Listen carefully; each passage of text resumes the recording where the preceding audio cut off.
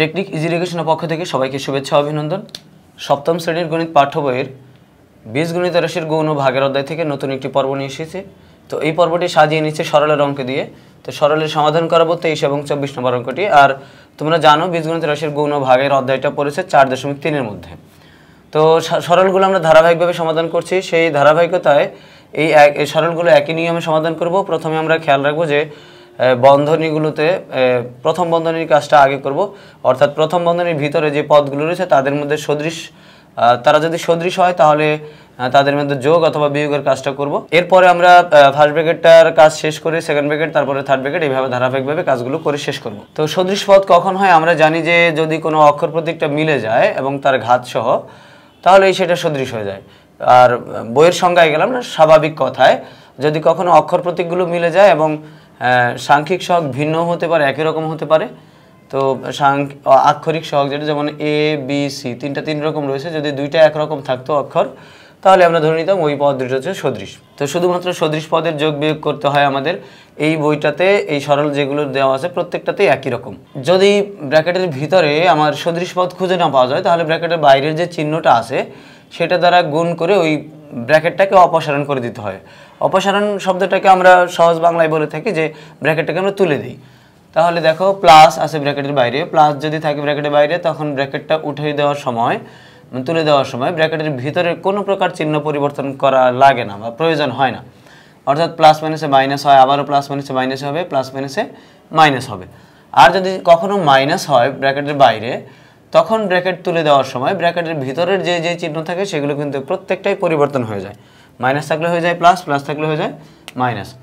তো আমরা এখানে দেখতে পাচ্ছি প্রথম বন্ধনীর ভিতরে কোনো প্রকার সদৃশ পদ নেই, অর্থাৎ এ বি সি তিনটা তিন রকম, তাই এখানে সদৃশ পদ নেই।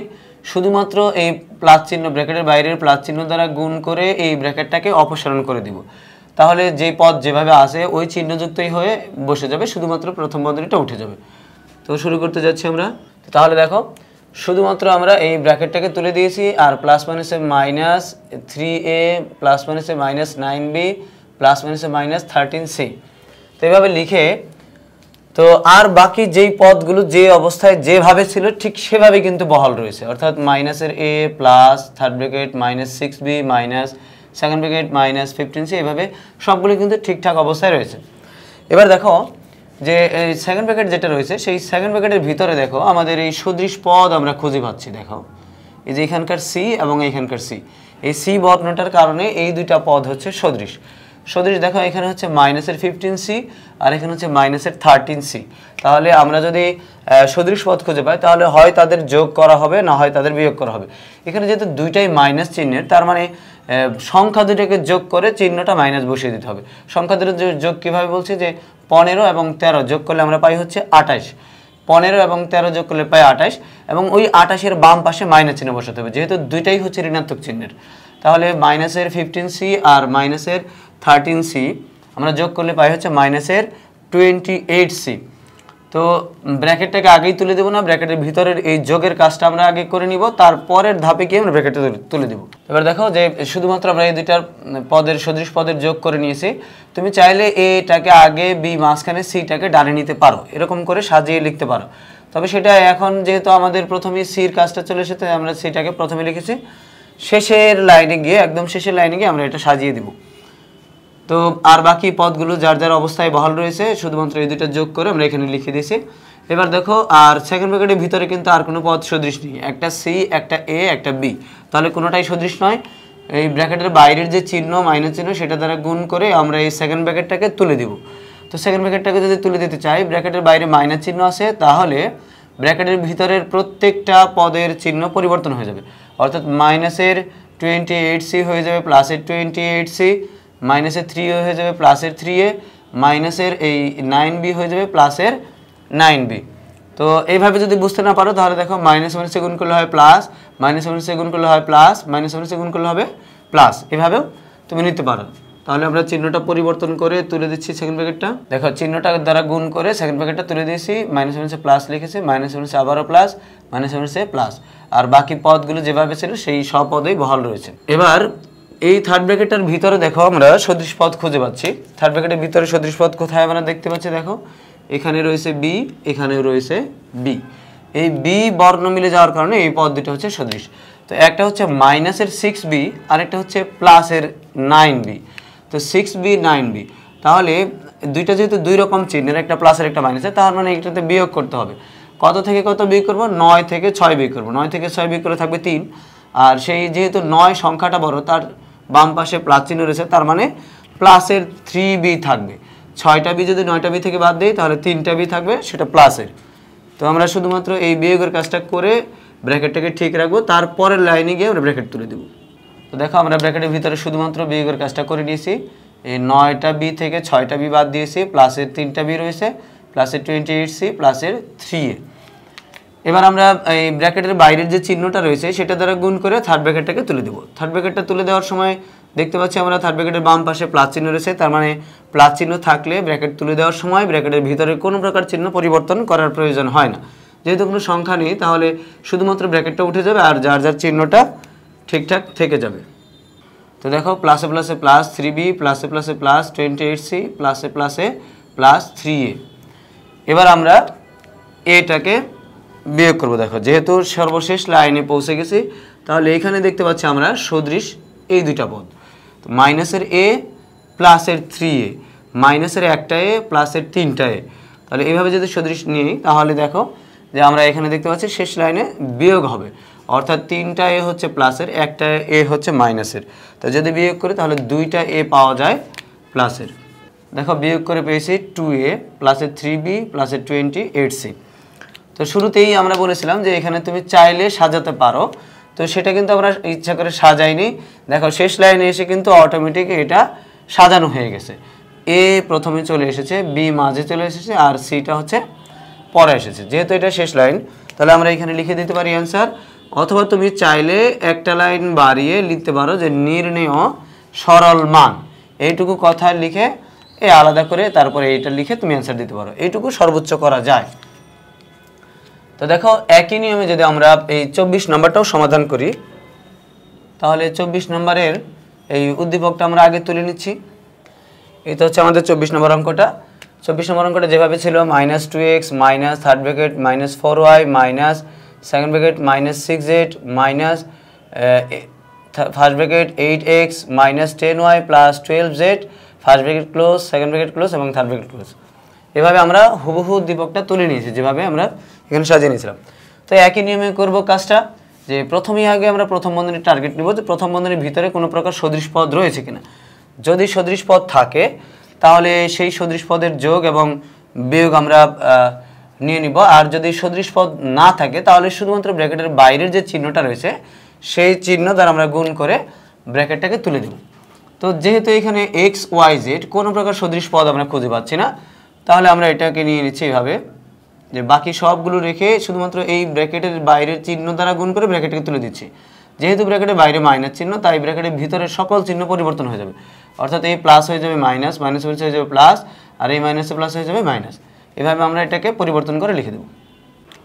তো দেখো শুধুমাত্র আমরা এই ব্র্যাকেটটাকে তুলে দিয়েছি, মাইনাসে প্লাসে মাইনাস 8x, মাইনাসে মাইনাসে প্লাস 10y, মাইনাসে প্লাসে মাইনাস 12z। তো এবার যে সেকেন্ড ব্র্যাকেটটা আমরা পেয়েছি সেই সেকেন্ড ব্র্যাকেটের ভিতরে দেখো, এই সেকেন্ড ব্র্যাকেটটুকুর ভিতরে আমরা এখানে সদৃশ পদ দেখতে পাচ্ছি। সদৃশ পদ হচ্ছে এইখানকার জেড আর এখানকার জেড, এই দুইটা জেড বর্ণ মিলে যাওয়ার কারণে এই পদ দুইটা সদৃশ হয়ে গেছে। তো একটা পদ হচ্ছে মাইনাসের 6z আর একটা পদ হচ্ছে মাইনাসের 12z, তার মানে দুইটাই হচ্ছে মাইনাস চিহ্নের পদ। তার মানে মাইনাসের 6টা জেড, মাইনাসের আরও 12টা জেড। তাহলে সংখ্যা দুইটা যোগ করব, যোগফল হবে 18, আর সেই 18-র বাম পাশে বসবে হচ্ছে মাইনাস চিহ্ন, কারণ যেহেতু দুইটাই হচ্ছে ঋণাত্মক রাশি, ঋণাত্মক সংখ্যা। তাহলে আমরা নিয়ে নিচ্ছি শুধুমাত্র এই দুইটার যোগ করে আমরা ব্র্যাকেটটাকে ঠিক রাখবো, তারপরের লাইনে গিয়ে আমরা ব্র্যাকেটটাকে তুলে দেব। দেখো এই দুইটার পদের যোগ করে নিয়েছি, 6z আর 12z মিলে মাইনাসের 18z আর মাইনাসের 8x প্লাসের 10y লিখে নিয়েছি। এবার যেহেতু সেকেন্ড ব্র্যাকেটের ভিতরে আর কোনো পদ সদৃশ নেই, তাহলে আমরা ব্র্যাকেটের বাইরের যে চিহ্নটা রয়েছে সেই চিহ্ন দ্বারা গুণ করে এই ব্র্যাকেটটাকে সেকেন্ড ব্র্যাকেটটাকে তুলে দেব।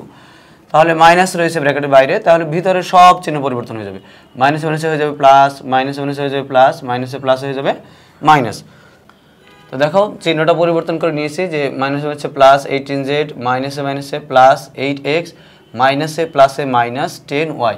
সেকেন্ড ব্র্যাকেটটা উঠে গিয়েছে, থার্ড ব্র্যাকেটটা পড়ে গেছে। এবার দেখো থার্ড ব্র্যাকেটের ভিতরে আমরা সদৃশ পদ খুঁজে পাচ্ছি। থার্ড ব্র্যাকেটের ভিতরে সদৃশ পদ হচ্ছে y, এখানে হচ্ছে y। তাহলে মাইনাসের 4y এবং মাইনাসের 10y আবারও যোগ করতে হবে। যোগের ক্ষেত্রে 10 আর 4 হচ্ছে 14, আর ওই 14 সংখ্যার বাম পাশে মাইনাস বসাতে হবে, যেহেতু দুইটাই হচ্ছে মাইনাসের। তাহলে মাইনাসের 4y আর মাইনাসের 10y মিলে হচ্ছে মাইনাসের 14y, আর বাকি যে পদগুলো রয়েছে সেভাবেই বসে থাকবে। এটা যোগ করে নিচে দেখো মাইনাস 4y মাইনাসের 10y মিলে হচ্ছে মাইনাসের 14y plus 18z plus 8x। তো এবার যেহেতু ব্র্যাকেটের ভিতরে কোনো প্রকার সদৃশ পদ আমরা দেখতে পাচ্ছি না, তাই এই ব্র্যাকেটের বাইরের চিহ্ন দ্বারা গুণ করে ব্র্যাকেটটাকে তুলে দেব। আর সবসময় আমরা খেয়াল রাখি যে যেই অংশটুকুর কাজ আমরা করছি শুধুমাত্র সেইটুকুরই হয় যোগ বিয়োগ অথবা চিহ্ন পরিবর্তন অথবা ব্র্যাকেট তুলে দেওয়ার কাজ, আর বাকি যেই অবস্থানে যেই পদটা থাকে সেটা কিন্তু হুবহু স্বপদে বহাল থাকে, অর্থাৎ স্ব অবস্থানে বহাল থাকে। যেমন এই মাইনাসের 2xটা কিন্তু সেই শুরু থেকে যেভাবে আসে সেভাবে কিন্তু আসতেছে, এই মাইনাস চিহ্নটা থার্ড ব্র্যাকেটের বাইরে যেভাবে ছিল সেভাবে কিন্তু আসতেছে এই পর্যন্ত। এখন যেহেতু এটার ভিতরে আর কোনো কাজ নেই, তাহলে এই মাইনাসের কাজটা মাইনাস দ্বারা গুণ করে এই ব্র্যাকেটটাকে পুরোপুরি তুলে দেব। তাহলে মাইনাস দ্বারা গুণ করে তুলে দিলে এই প্লাস মাইনাসটা প্লাস হয়ে যাবে, প্লাসটা মাইনাস হয়ে যাবে, এই প্লাসটাও মাইনাস হয়ে যাবে। ব্র্যাকেট দ্বারা গুণ করে থার্ড ব্র্যাকেটটা তুলে দিয়েছি এই মাইনাস চিহ্ন দ্বারা গুণ করে। তো এবার সদৃশ পদ আমরা এখানে খুঁজে পাচ্ছি। দেখো যে সদৃশ পদটা হচ্ছে এখানে x আর এখানে হচ্ছে x, যেহেতু দুইটাতে x একই রকম চিহ্নের, তার মানে এটাতে মাইনাসের 2x আর মাইনাসের 8x মিলে হবে হচ্ছে মাইনাসের 10x।